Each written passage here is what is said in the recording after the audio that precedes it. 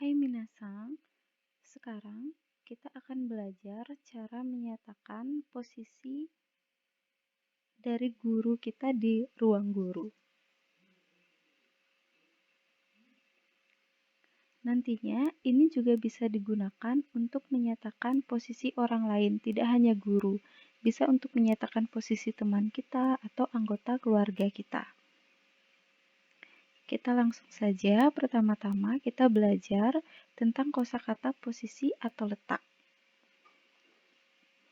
Jadi, apabila orangnya ada di depan, itu bahasa Jepangnya adalah mae.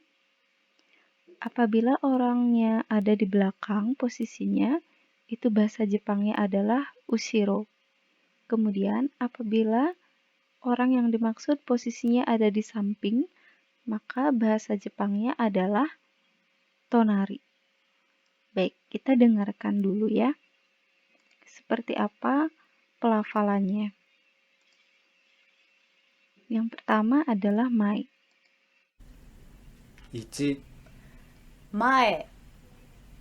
前にいます。以下先生の前にいます。 Ya, selanjutnya adalah di belakang, yaitu ushiro. 2、後ろにいます。以下先生の後ろにいます。 Yang terakhir, ini posisinya di samping, yaitu tonari. 3、隣にいます。以下先生の隣にいます。 Baik, itu dia tadi kosakata daripada posisi atau letak dalam bahasa Jepang. Selanjutnya, kita akan belajar bagaimana caranya bertanya posisi daripada orang lain atau posisi dari guru atau seseorang. Cara bertanyanya adalah pertama-tama kita masukkan kata benda berupa orang. Jadi kita sebutkan di sini nama guru kita.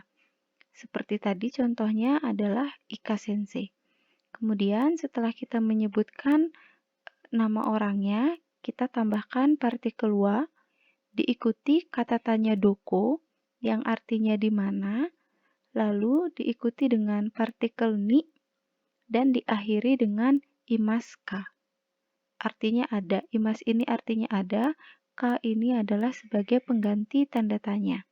Ya, jadi kata benda berupa orang atau nama orang, diikuti dengan partikel wa, diikuti dengan kata tanya di mana dalam bahasa Jepang yaitu doko, diikuti partikel ni, diakhiri dengan imaska.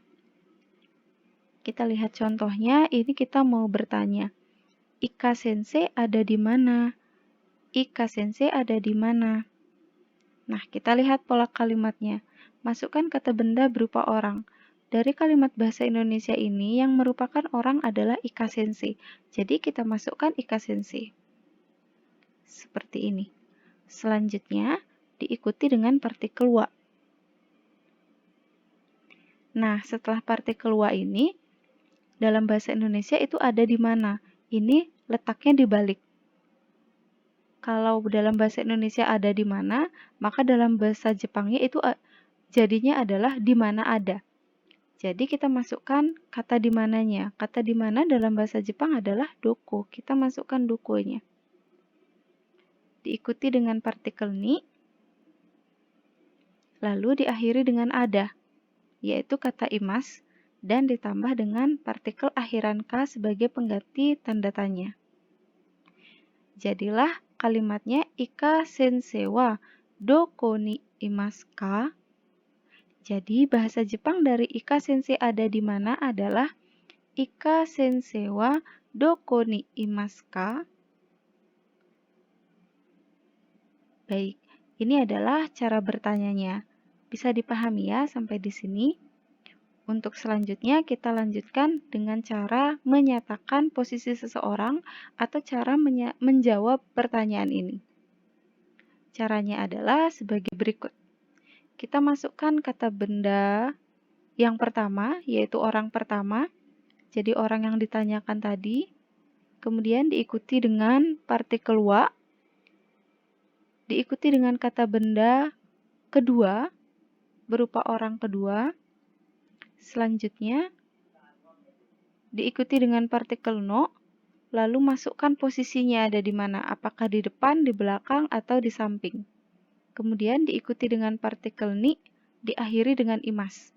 Tidak diikuti oleh partikel K, ya, karena ini bukan kalimat tanya. Jadi partikel K di akhir kalimat tidak diperlukan. Cukup imas.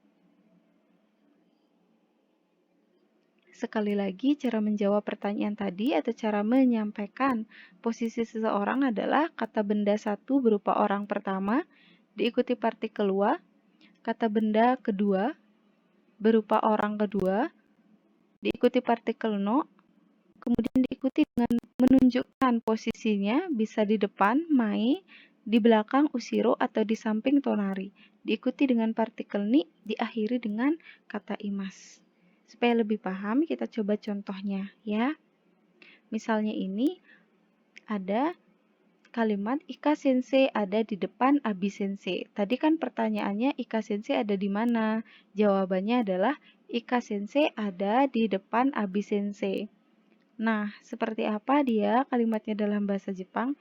Kita masukkan kata benda yang pertama. Kata benda pertama adalah Ika sensei, karena Ika sensei adalah orang yang ditanyakan, ya. Kita masukkan Ika sensei. Kemudian diikuti dengan partikel wa. Lalu masukkan kata benda orang kedua. Kata benda orang kedua adalah Abi sensei. Karena dinyatakan Ika sensei ini ada di depannya Abi sensei. Jadi kata benda keduanya adalah Abi sensei. Kita masukkan Abi sensei. Lalu diikuti dengan partikel no. Kita masukkan posisinya. Posisinya ada di mana? Posisinya ada di depan.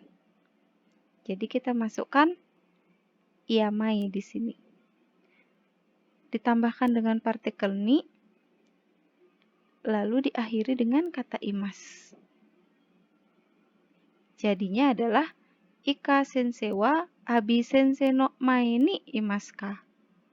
Jadi kalimat dari bahasa Jepang Ika sensei ada di depan Abi sensei adalah Ika sensei wa Abi sensei no mae ni imasu.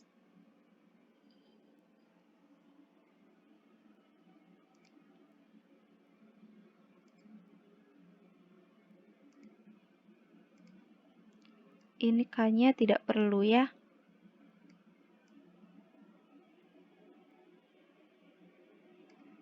Jadi saya ulangi, kalimat bahasa Jepang dari Ika sensei ada di depan Abi sensei adalah Ika sensei wa Abi sensei no mae ni imasu. Baik, sampai di sini bisa dipahami ya. Untuk selanjutnya, kita coba dengarkan contoh tanya jawab atau contoh percakapan.